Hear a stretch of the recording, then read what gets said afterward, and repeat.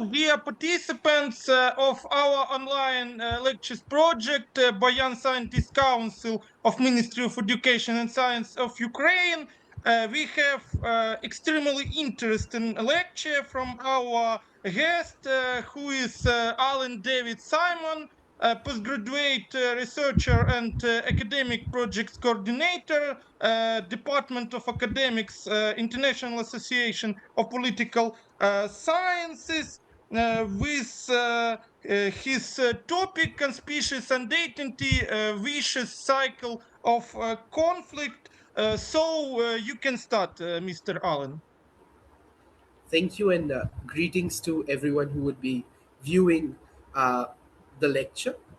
The topic for my lecture is on conspicuous identity, vicious cycle of conflict, where I go on to uh, measure, or not measure, maybe theorize to a great degree how identity itself is not only a reason or a cause behind conflicts, but how conflicts are driven by identities, and how identity plays a very central role in uh, ensuring that a conflict is either sanctioned or it is unraveled over time.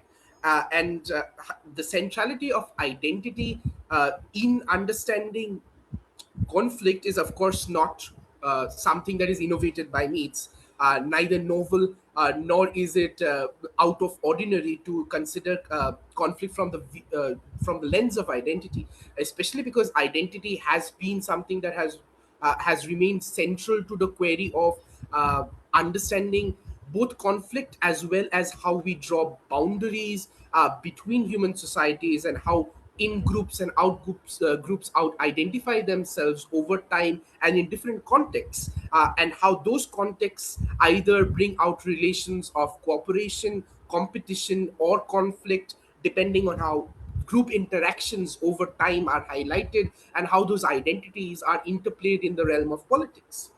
Uh, I think the most essential part where I begin with this theorization is from Francis Fukuyama, a very renowned Japanese American scholar. I think there are very few people who have gone on to read political science and have not had a mention of his book, which went on to claim the heydays of liberalism after the fall of the USSR and the end of history, and how conflicts thereafter are no longer ideological, but based on identities. While not going into how far that has been, how far his hypothesis has been challenged over time, his prediction that identity will become a center of politics, or at least a center of conflict within politics, has remained a very relevant discussion amongst conflict studies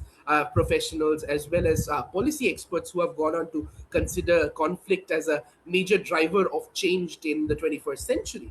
And he goes on to, of course, extrapolate from Plato and Aristotle and their understandings of what the self is, the person themselves identifying as the Greek concept of thymos, defining themselves as something that is integral to every being, their own self dignity, their own self esteem, and how they identify the I is very important into understanding how they then go on to identify themselves with similar human beings of the same society, of the same social group, of the same social standing, so on and so forth. And so the thymos is how individuals identify themselves, how they are able to you know go on to affiliate and aggregate their interests, their values, their preferences with that of others, and others who are typically like in some manner.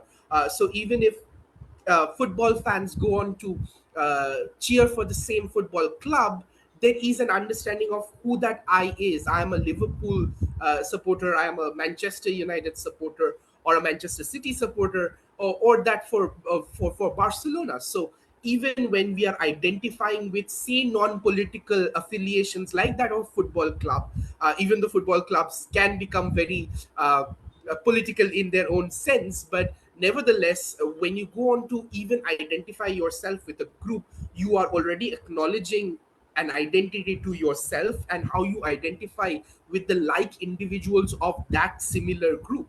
And that is where isothymia is created, it's generated, how you relate yourself with similar selves of that social group.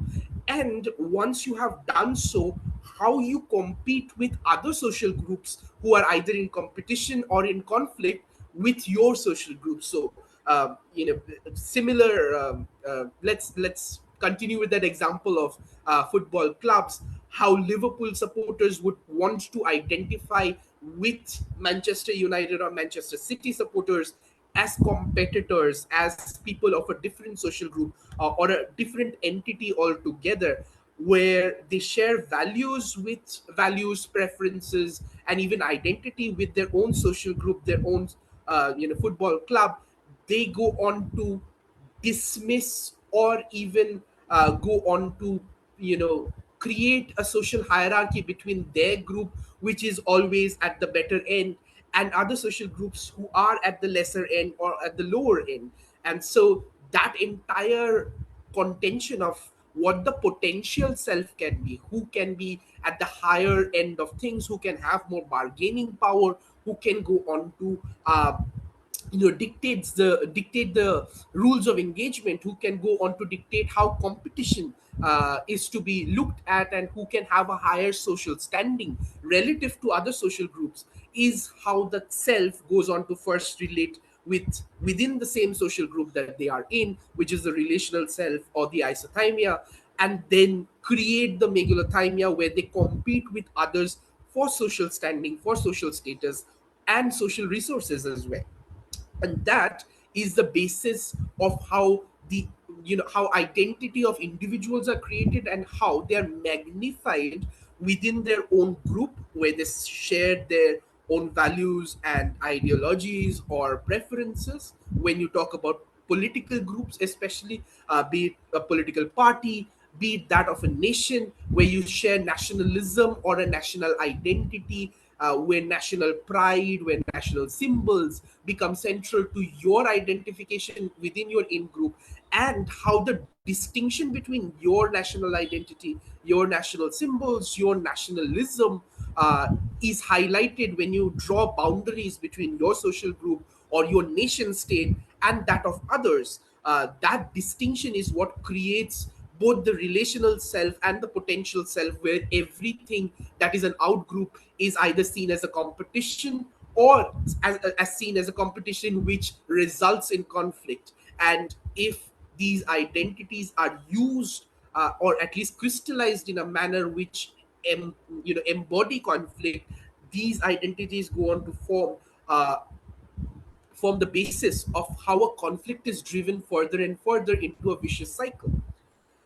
And I think the most important and the highest form of this is, of course, how we look at nation states, from the Treaty of Westphalia 1648, and then building on to present day, how the nation state has been captured, how it has been theorized, how it has been expanded on to the entire world, from being a Western model of how social groups become political communities, to how every geography, how every geopolitical situation requires a conversation of what the nation as well as what the nation state is.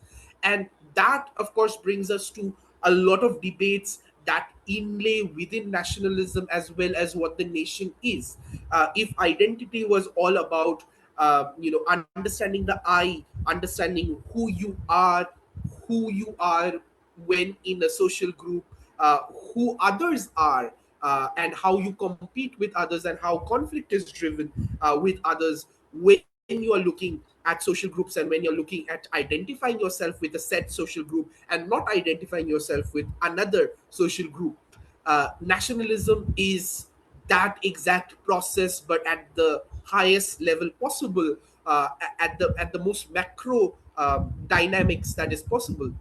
And there you have quite a few similar debates that come with nationalism, especially because as a concept, as an understanding, as a theory, nationalism has been centered around Western models, primarily that of Europe and that of the United States, which of course define how nations are formed, how nationalism is understood, and how nationalism is magnified and reproduced in everyday life, be it through flags, anthems, national symbols, even say for example the the embodiment of a nation within a woman or a man, be it a fatherland or a motherland. And so the entire understanding of nation being a Western model has gone on to be reproduced throughout the world, of course, through a process of colonization and then post colonialism, and the understanding that post colonies were only able to bargain for their independence when they similarly use the vocabulary of nationalism as well as that of the nation state. They could only define themselves in the manner in which the West had already defined the entire world in terms of nations and nation states. And so, with that came axillary debates on what kind of citizens you want to make, because neither nationalism nor citizenship nor statehood was seen in the same manner in post colonial states, especially because these came out of very different political legacies, as well as different political heritages completely. Right. And so it was very different worldviews that were prevalent in these post colonies, who were again sought to be determined within that same model of nation state, which the West and primarily the dominant Western states at that point of time reproduced onto the entire world. And post-colonial states, of course, had to adapt that vocabulary of nationalism and nation state so as to bargain for their independence and their sovereign rights.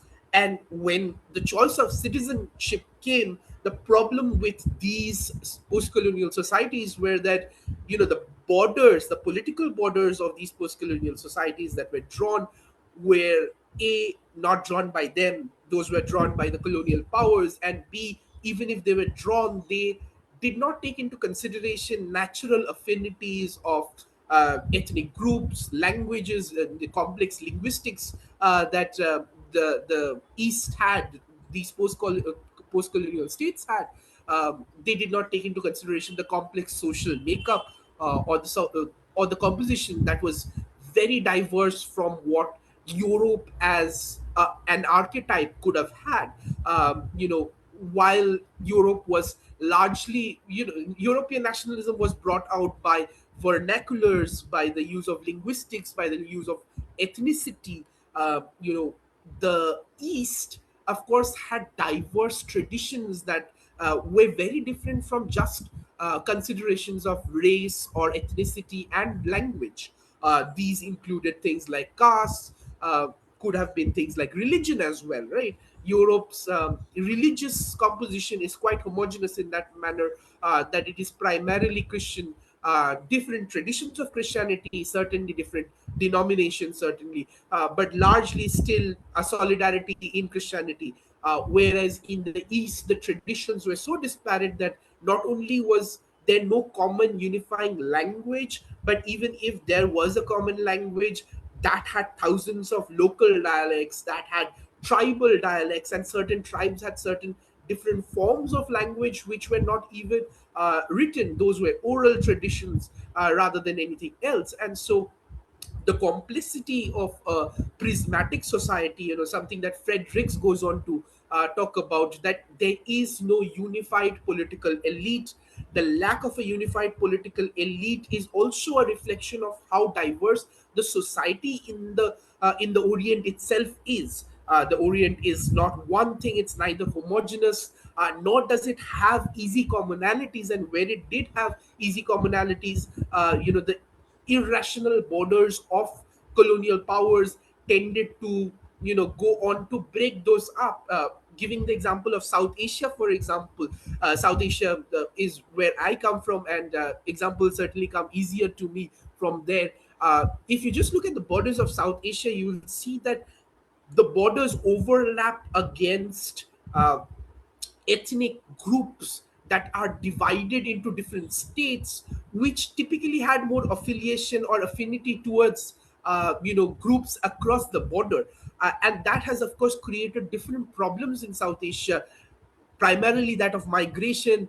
Secondly, that of the problem with how ethnicity can be managed within such nation states, which are extremely large, heterogeneous, beyond means of accommodating every other group. It's not just one or two groups that compose such post-colonial societies in South Asia, but it's thousands and thousands of them. And each of these geographical limitations that have been posed by borders and political borders especially do not comply with the socio economic as well as the cultural overlap that society across the states have. So even amongst the seven nation states that inhabit South Asia, the overlap is such that it becomes difficult to even understand how ethnicity was not even taken into consideration, and where ethnicity was taken into consideration, the the the divide has become so wide that it is impossible to go on to understand how the borders were even rationalized, except beyond what were the immediate concerns of both the local elites as well as the colonial elites. And so the problem that these nation states have constantly faced is how to go on to define their citizenry, how to define citizenship, be it in terms of ethnicity or be it in terms of civic citizenship. Of course, ethnic citizenship is a model that we get from Germany, while civic citizenship is a model that is typically associated with the French, where whereas civic citizenship is rights centric. It doesn't take into consideration the divides, the social divides of status or race or ethnicity or linguistics, or creed or caste. Ethnic citizenship is primarily based on a majoritarian understanding of what ethnicity the nation state should comply with.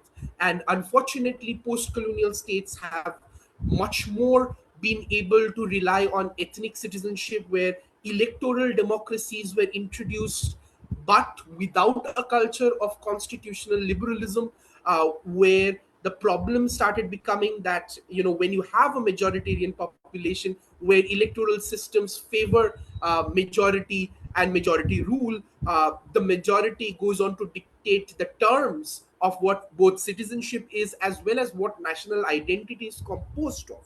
So nationalism itself becomes a social group that is dominated by a small majority, not a small majority, certainly it depends on the terms of numbers as well as which nation state we are going on to compare, but a majority that sees outgroups within the nation state as well.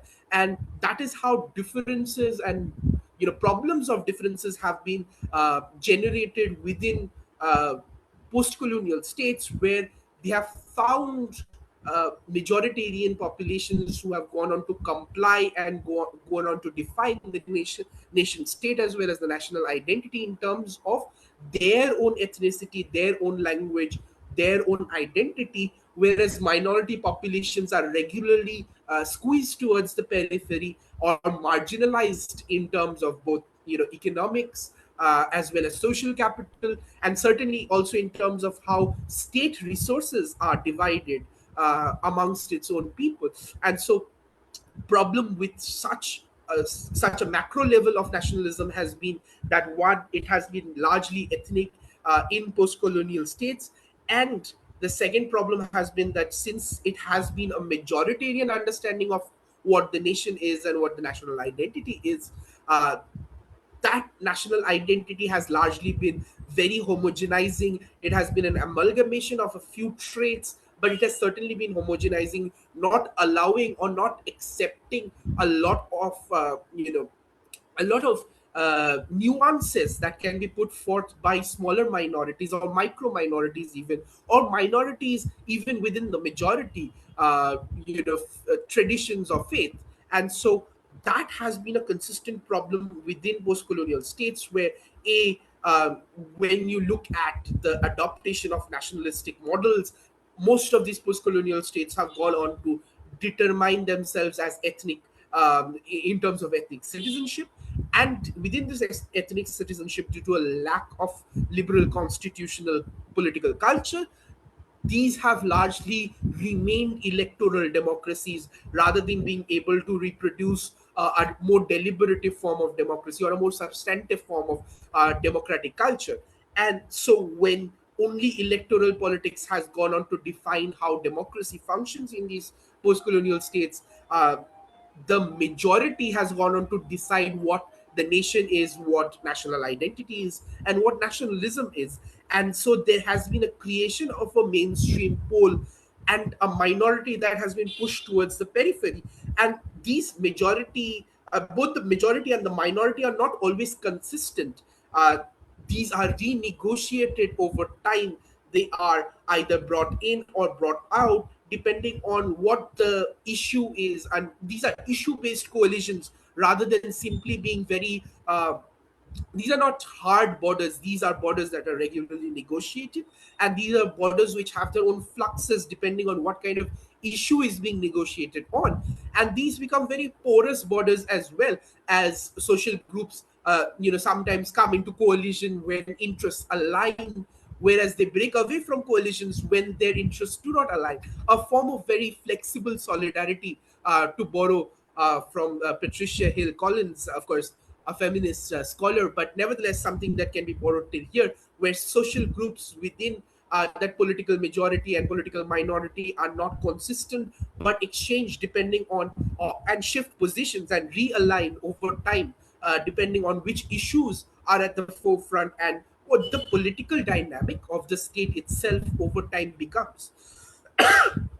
And even if despite these being very porous borders or being very easy to redefine borders, and the mainstream itself is quite open to accommodating and co-opting issues of minorities, or that of the periphery, the delimitations are extremely exclusivist.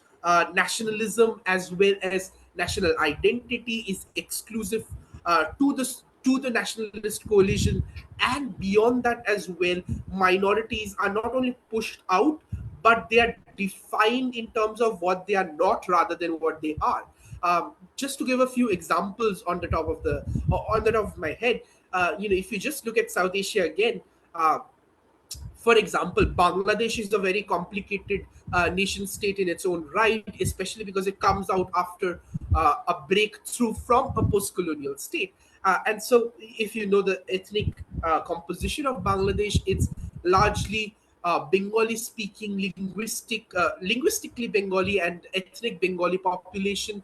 But in terms of religion, it is, it's majority Islamic.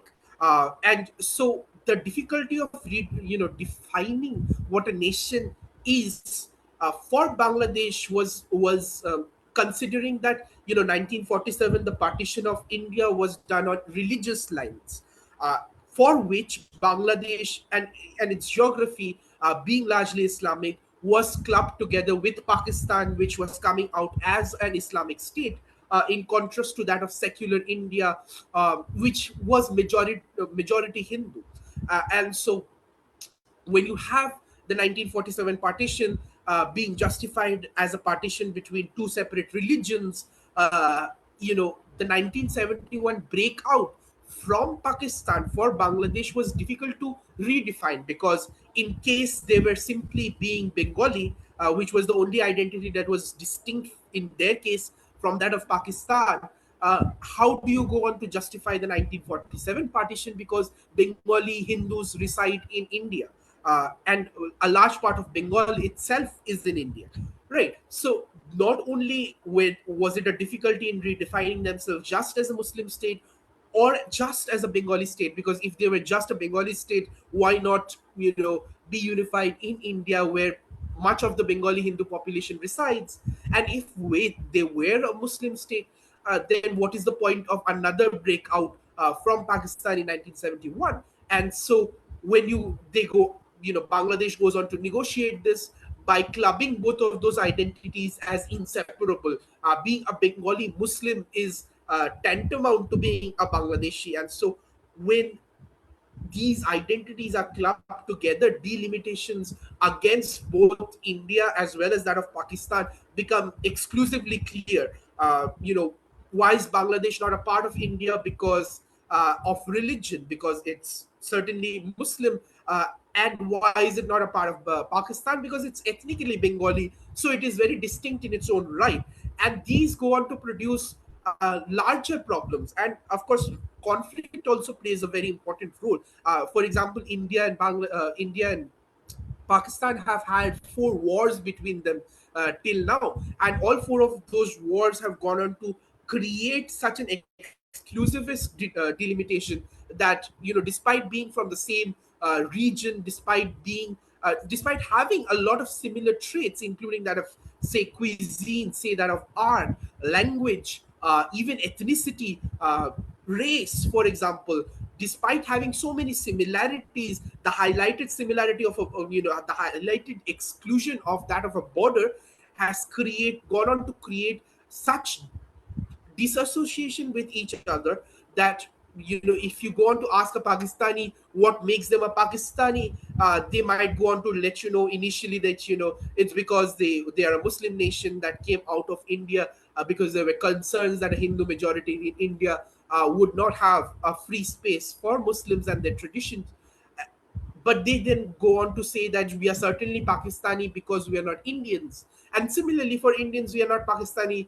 We are Indians because we are simply not Pakistani. So that mutual, disassociation with each other has gone on to create delimitations that are one exclusive, and one that within the nation itself, the borders are being renegotiated every time as to what the mainstream is and what the minority is. And so that brings us to the problem of otherization that we see across, particularly in South Asian politics, but across the globe as well. If I'm to take a Western example, something that comes to mind is how, say, for example, uh, in the United States, you have gone on to create borders, and typically racial borders that have been seen in the United States, where the majoritarian rhetoric is about a white, uh, or a white dominant United States, whereas other races, such as that of Latin Americans or African Americans, often find themselves in the periphery of power, and neither of those able to recalculate themselves back in. And that is what I also mean by saying that, these are, both the mainstream and the minority are porous borders. Even if the delimitation is exclusivist, the borders themselves are pretty porous. For example, if you just look at the Latin American population, or the Latin American electorate in the United States, Trump, of course, uh, as a right wing politician who has gone on to be supported by, and has gone on to support white extremism, as well as white supremacy, and has typically been seen intolerant towards racial complexity and racial heterogeneity, uh, goes on to win Florida, a state where there is a substantial Latin American population which votes in favor of Donald Trump. Not only because, that in the Floridian Latin Americans were able to renegotiate their understanding of why Trump was a better candidate for them than Kamala Harris, despite Kamala Harris may have, being much more popular as well as much more supportive of racial complexities as well as diversity. So the understanding that identity itself is always in a state of flux. It is dynamic, never static. I think is very central to understanding both isothymia as well as megalothymia, understanding that a person within themselves are, is always as an intersection. There is no person in this world who only carries one identity. If I just take my own example, I myself am Bengali by ethnicity, by identity, by religion, I am Christian. By nationality, I am Indian. I'm of an urban class, I am of a middle class background, I am certainly of a upper caste upbringing. So all of these identities reside in one person at any given point of time. What we choose to prioritize and what which identity is more proximate to us is again determined by which issue is at play and where the borders are drawn between me and the other. And of course, when I talk about me, I refer to that, I refer back to isotymia again, right? How I determine what I is, how I determine what we is, what the nation that I am a part of is, what social group I am part of, and if that social group is at a relative advantage or a disadvantage, and how that group goes on to renegotiate itself in the halls of power. And so prismatic societies with their post-colonial realities go on to share a very different sense of politics, that of memory, that of identity, and that of difference. And I'll go on to go on to elaborate on each of these as separate categories as well as simultaneous categories that one goes on to create. Initially, if you look at how identities become prioritized, it is typically at a position of disadvantage. In case a person finds themselves in an identity of advantage, they typically do not go on to realize that. And this has been a debate across cultural studies as well as identity studies. Say, for example, what has been the position of a white heterosexual man from the West. Their position of relative advantage, despite being of relative advantage, is not easily realizable to themselves until they see the other flip side of the coin, until they face either a disadvantage at some point of time or are made to understand what that disadvantage for others look as. So positions of disadvantage is what creates an identity of proximity, not only that of not only that of an advantage, but typically that of disadvantage that brings an identity to a forefront. If you just look at social movements across the world, they have largely been in terms of disadvantaged position, be it the youth who are typically outside the realms of politics, or say, for example, the suffragette movement in the 1990s, still 40s, in Europe and USA, where you have women coming out from a position of disadvantage, a position of historic disadvantage, going on to claim rights of equality, political equality initially, and then negotiating economic equity in the second waves of feminism.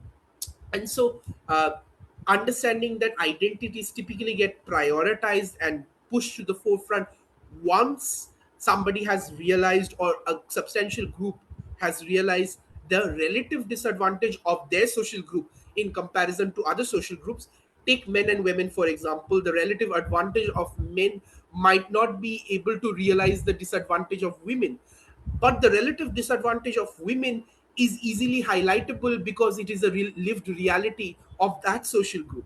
And so once that relative disadvantage is understood, you go into a politics of renegotiating that equation, renegotiating what that identity itself is. And once that identity has been put to the forefront, memory as well as that of difference is brought forth. Memory, as in what the historic disadvantage is, and secondly, how that difference has created disadvantages and multiplied disadvantages over time.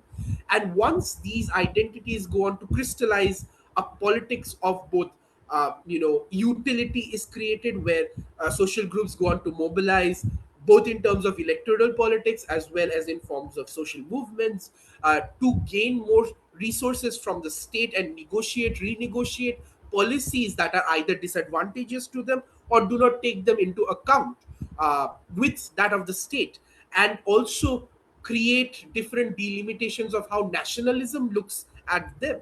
And so when small ethnic minorities are not able to renegotiate that equation or that dynamics with that of the state, they typically go into either a son of the soil movement, say something like a domicile movement or domicile requirements. There are quite a lot of examples across the world for that, especially in far right politics, where sons of the soil movement has been far more prevalent. Or they go on to you know renegotiate with the state in terms of autonomy, or even negotiate how representation should be determined by exclusive electorates or things like that. So either through seats of reservation, or through affirmative action, uh, or even, for example, autonomous hill councils for certain tribes in India.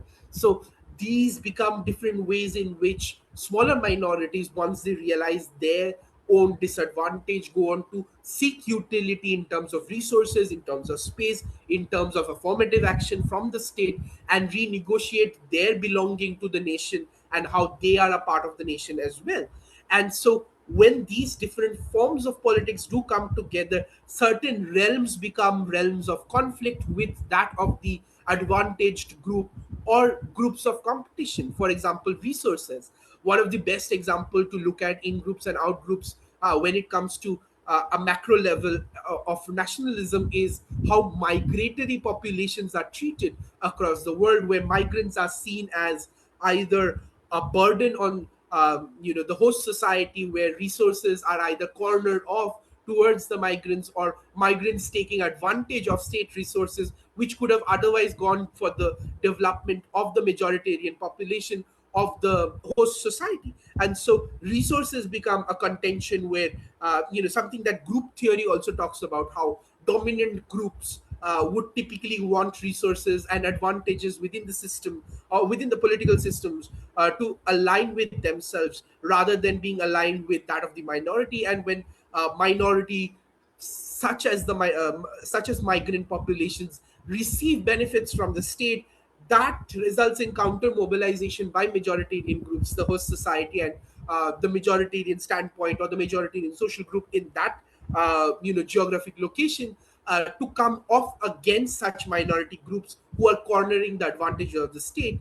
Also, in terms of space, for example, land relations are typically very asymmetric across the world, either in terms of a minority elite controlling most of the land in where land ownership is concentrated, or in terms of how land use is determined for in favor of the majority.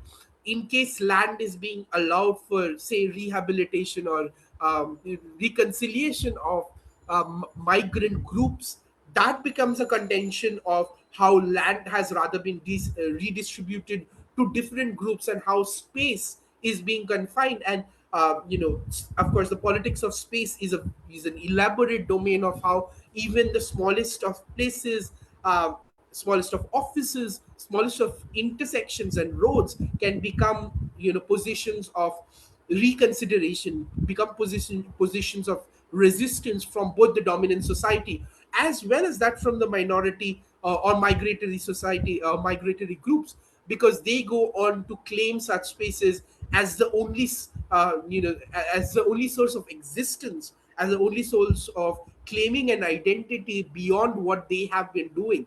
And so dominance becomes the contention between both the majority and the minority, where they start to go on to renegotiate how both the majority would want to have prevalence over public policy. And this is something that even group theory talks about again, that policy equilibrium is typically determined by which group in society holds dominance in the powers in the corridors of power, and how they go on to determine policies of advantage for their own social group, and how they corner the state resources that benefit their own social group, while competing with other social groups for similar conditions. And of course, women become women have always been a separate battlefield, a cultural battlefield, when it comes to conflict between social groups. And that is something that you see in the most heinous ways when it comes to things like sexual harassment or rape of victims, when it comes to inter-social group conflict, where women are often targeted specifically as they are seen as embodiments of cultural heritage or cultural traditions, and their bodies become part of the battlefield itself when it comes to social groups. And you have numerous examples across the world. In any zone of conflict, for example, women are the first targets when it comes to ethnic conflicts, be it the Rwandan genocide, where mass rapes occurred, be it in 1971 in Bangladesh itself, where a lot of where the Pakistan army went on to force themselves upon Bangladeshi women in an attempt to change the ethnic composition of Bangladesh itself. So things like that have been certainly very peculiar, and something that has been heinous towards women, and certainly how women bodies have always been seen as a as a battlefield of cultural supremacy. And uh, of course this has its own theorization, though I do not go into that in elaborate detail again.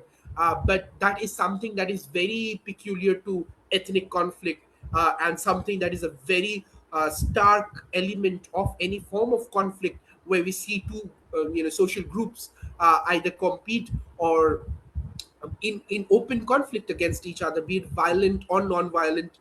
Women are often targeted, and women are often the easiest targets of such conflicts.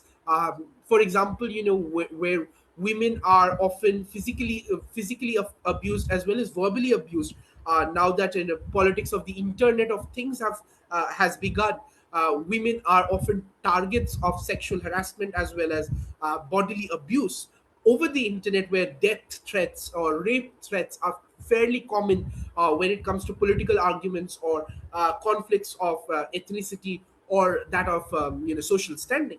So that brings me to my conceptualization of conspicuous identity, which has come out of of a good case study from India, and that is of Manipur, a conflict that has been raging since 2022.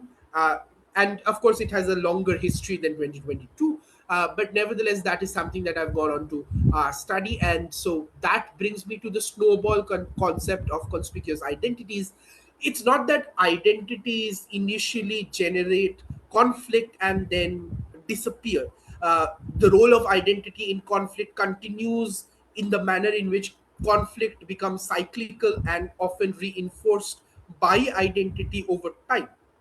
uh, I've just given a very basic, drawn argument of how that happens stage by stage, and I'll go through it very briefly.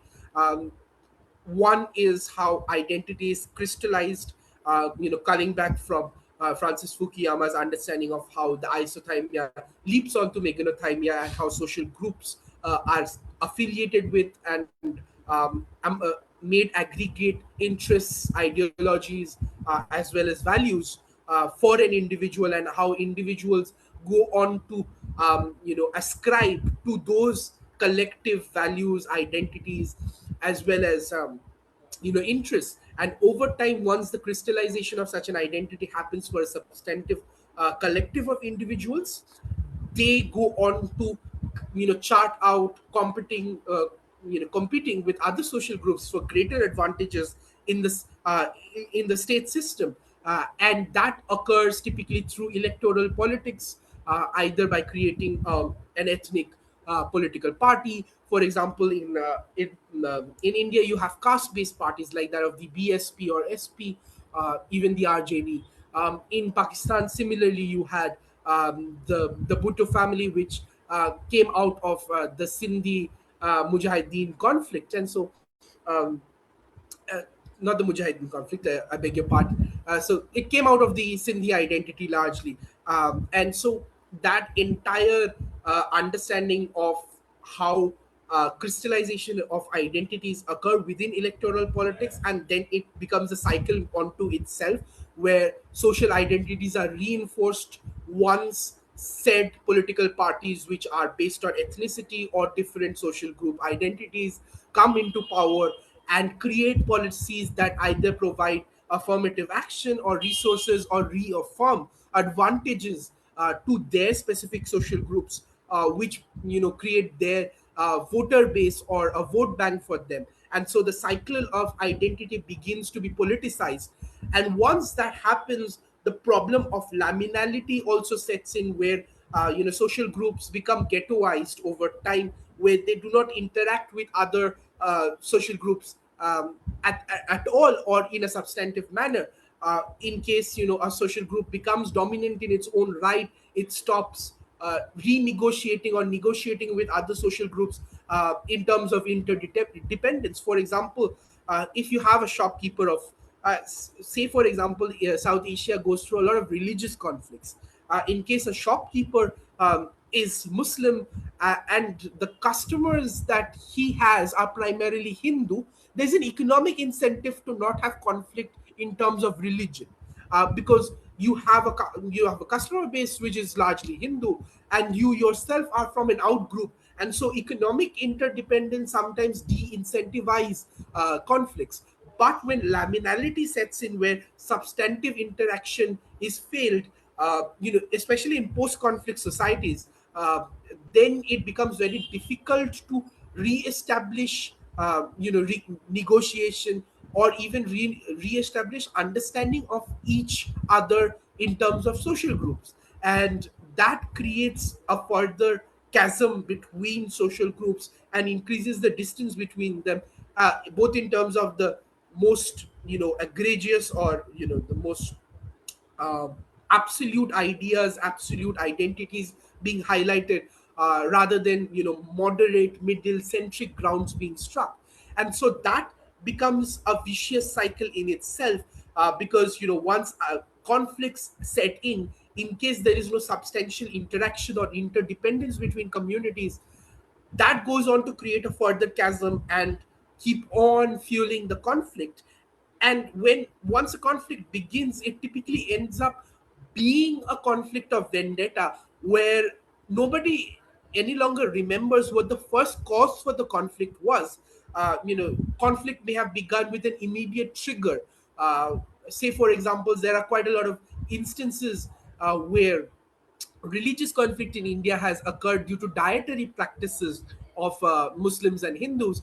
Hindus do not, Hindus have a sanctity for the cow, and Muslims do eat beef, and so that has been a sense of conflict between Muslims and Hindus. But even if there was a trigger event which led to riots, which led to communal riots, over time people lose track of what the original issue was, what the original cause of the conflict was, and it turns into a conflict of vendetta, where social groups go on to fuel the conflict just because they have been aggrieved of something or the other. And this happens even worse when it comes to violent conflicts like that of communal riots. Once somebody has lost a loved one, or a person whom they identified with as a cohabitant, or a a cohabitant of their own social group, that goes on to create an emotional sense of vendetta, that since my social group has been harmed by the other social group, I must do the same. And so vendetta becomes cyclical, where you lose track of what the original cause was, what the original reason of conflict was, what the original grievance was. And certain times grievances are typically shared rather than being exclusive to any group. For example, my case study of Manipur, which looks at the Kuki and um, the Metis being the dominant larger valley Hindu community, whereas the Kukis being from the hills, a tribal Christian community. While there were distances because of their religion, their geography, their ethnic makeup, the Kukis being from across the Arakana mountains. So a lot of differences in terms of migratory patterns, as well as that of religion, as well as geology. But nevertheless, the conflict began with a trigger event on how reservation for certain scheduled lands might be held. But over time, as the conflict became violent, it no longer remained about just reservation or a reservation of land. It started becoming more of a sense that, the other social group has aggrieved me, or harmed my family, or harmed people I know, or my extended family, or relatives that I know, or friends that I know, and because of which I must do the same to claim vendetta. And so that becomes a cyclical snowballing problem, which results in identity becoming conspicuous in nature. Conspicuous meaning that it no longer follows a rational path of two different positions meeting in between, creating a parley of moderate positions which both of them can compromise on. It creates two extreme positions which go on to fuel the conflict further, because there is no sense of an original reason anymore. The reason is that everything that the out group or the other represents is an offense, is extreme to my own existence, is a threat to my own existence. In which case, social groups, when in conflict, start becoming securitized. Their entire identity is securitized, where if they do not become perpetrators of conflict, they will become victims of conflict, and therefore they go on to choose to continue that conflict, because the understanding is that if they stop fighting, the entire social group will lose everything that they have fought for, including their land, their space, their resources, their cultural identity, their distinction, and they will be relegated to a secondary position within the society that they reside in. And out of that fear, conflict becomes the only means of sustaining a difference, sustaining a ghettoized existence, where they do no longer want to coexist but want to exist within their own social groups only, because they find meaning only in that social group. And once that happens, it is very difficult to contain conflicts. And something that is very classic to the case of Manipur as well, the case study that I referred to, the inability of the Indian government is not only that they haven't attempted to create a reconciliatory process, but the problem is that even if a reconciliatory process is created, the identities have become so exclusivist in their own rights, and how both have been polarized and become divisive in their own understanding of what the interests are. It is very difficult to reconcile them or bring them to a middle ground and create a moderate position which both social groups can compromise on. And so conflict becomes independence of loss, because even if you have lost your house, you're not looking for peace. Peace becomes secondary, because existence itself becomes a query to such social groups, because the conflict is the only thing that drives their security. In their understanding, it becomes so that without the conflict, neither their identity survives, neither their individuality nor their independence as a culture. And so, despite the economic loss, despite the loss of livelihood, despite the loss of housing, or despite being displaced from their own localities, these social groups consolidate and create larger solidarities within social groups, because the identity itself becomes securitized against the other social group, which is seen as the root of all problem, not just the initial cause. And so the initial cause or the original cause is lost over time to make sense of every problem and every grievance in terms of the other group being the perpetrator of it. So it no longer remains that my independent problems, which the other social group had nothing to do with. It becomes it comes out to be that unemployment as a problem, for example, which might have been shared initially by both social groups, becomes a problem to me because the other group has taken on all the employment. And so it becomes a discourse where you go on to blame every single grievance that has been perpetrated on you on the other. And so the other becomes the most vilified social group possible, and the conflict continues. And the conflict over time, as it seeps into memory, becomes immemorial. You do not any longer remember what the original cause of that conflict was. You simply go on to remember that the conflict has existed and it continues to exist because every problem that you have has been caused by the other, and every problem that the other has been caused by you. And so when such a stage is found, when conflicts reach such a stage, identity as well as conflict not only become cyclical, but they become conspicuous in their own nature. They no longer require logical reasoning, they do not require reasons. They are much more dependent on, and a memory in memorial, as well as laminality, that there is an incapacity of both groups to substantially agree on a middle point. And therefore polarizations are drawn, uh, you know drawing them far further and further apart. The schism grows bigger and bigger, and over time the conflict goes on to rage without any reason to cease. And so that has been something that I've been trying to understand as to why conflicts continue, how identity has a role in creating that schism, and once that conflict begins, how identity goes on to fuel conflict further. And so this is a small theorization that has come out of a singular case study. There will be, and there are maybe a lot of extreme counterfactuals to it, but certainly this is a way, a model can be generated for ethnic conflict, especially in post-colonial societies, and that of the global south in particular. I think that is it for my lecture hereof. Over to the organizers. And now we have time for question and answers, and I have one large question. What do you think about Russian-Ukrainian conflict? So Ukraine acquired his independence too late if we compare with India in 1991. And most of the Ukrainians fluently speak both languages, Russian and Ukrainian. And what do you think? Russian-Ukrainian conflict has some nationalistic basis or post-colonial?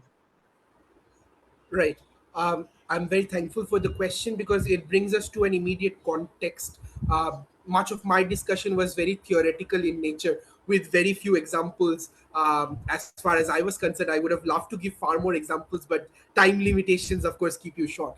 As far as Russia Ukraine is concerned, once the conflict began, I think there was a greater sense of national identity, and national identity being prioritized on both ends. Especially in Ukraine, because Ukraine was the victim of that entire conflict, where the initial waves of troops from Russia getting into the borders of Ukraine must have created an urgency within the Ukrainians themselves. And even, for example, to the best of my understanding, the president, Zelensky, it's not that he was so popular per se. I mean, no leader in the world is unanimously popular. I'm sure there was a lot of opposition to his regime, his policies, and certainly there must have been great degree of heterogeneity in terms of multi-party democracy that Ukraine shares. And so, despite that, a government ceaselessly for the last almost 5 years being able to create a solidarity within its own nation state, and creating a solidarity within its own citizens, that despite being under continuous conflict, citizens do not go on to lose hope, or give up their own identity and become consolidated within the larger Russian identity, has been a position of that same conspicuous identity, right? Once conflict does begin, identities typically become far more ingrained in the psyche of people, especially those who are both victims of the conflict, as well as those who are not themselves the perpetrators, but certainly see the conflict as either resourceful or valuable towards them.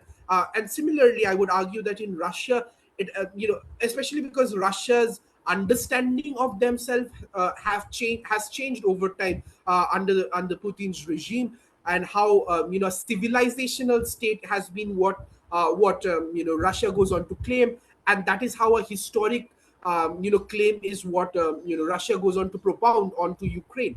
And so when you have arguments of a civilizational state which uh, homogenizes, makes a monolith of, and combines a lot of identities into a singular source, in this case of course a Russian source, and it doesn't per se go on to allow smaller minorities or smaller peripheral identities to exist at the same time, that of course creates a sense of inbound nationalism within the Russian population as well. It is very easy to understand why the conflict has gone on to continue for so long. One, from the side of Ukraine, of course, it's a struggle for national existence. It is nothing short of understanding that once, if and if the war is at all lost, or is substantially lost, Ukraine as a nation, Ukraine as a national identity, Ukraine as an ethnicity, as a language, as a culture of its own would disappear. The independence of that culture would be diluted. Similarly, for Russia, from a position of being the largest state, being a superpower at one point of time, being a dominant power in the Western Hemisphere, even now, the understanding that unless this especially as Ukraine went on to become closer to NATO, I think that pushed off a lot of concerns with how the sphere of control or sphere of influence of NATO has expanded onto the borders of Russia, and how such a small nation such as Ukraine stands up and creates an alliance that defies the Russian sphere of influence. What stops from other smaller republics within Russia itself from starting to declare their independence, or starting to demand national identities that are distinct from the larger Russian identity? So for Russia also, I believe over time it has become a question of whether they are able to sustain their cultural supremacy within the Slavic nations, within the Baltics, as well as the Balkans, and if they will be able to generate themselves as a pole of control, in contrast to that of the United States in geopolitics overall. And you saw that in 2014 as well, with the invasion of Crimea, very oddly enough, and very surprisingly at that point of time. And over time, how different, I think Russia of course has also gone on to have certain ethnic conflicts within itself, like that of Chechnya. So for both ends, identity is central to understanding what and why the conflict continues, and why it is important on both ends. For Ukraine, it is an existential matter. For Russia, it's a matter of geopolitical supremacy, a matter of cultural supremacy as well within the Slavic states. So on both ends, that model of understanding identity is very crucial to understanding why the conflict drags on, and why there seems to be no end to it. There seems to be no middle ground to it. Ukraine, of course, doesn't want to give up any of its territory or any of its people to, to Russian control. And similarly, Russia cannot back off from the war without claiming some form of moral victory, either a cultural victory or a territorial victory or something or the other. Because being the larger nation going into a war, in case they have to claim defeat, it is even worse for them, and it makes the political elite's position far more insecure that in that way as well. So I think on both ends, that has become a cause which drives the conflict on, in my mind. uh, Thanks for your answer. Thanks for your interesting speech. And when we haven't any other question or speech of Mrs. Anastasia, so we can end our meeting. Thanks for your desire to speak for audience, and we hope that we see you later in our next issues. Thanks. thank you, thanks a lot for inviting me and accepting my proposal for the topic I chose to discuss. Thank you, take care, all the best from my end as well. And I'm sure your endeavors bring in young people in especially from social sciences, and provide them a platform and an opportunity to discuss their ideas with a broader audience across the world. Thank you. Thank you, Mr. Allen, and we have greetings from democratic Ukraine to democratic India. Thank you.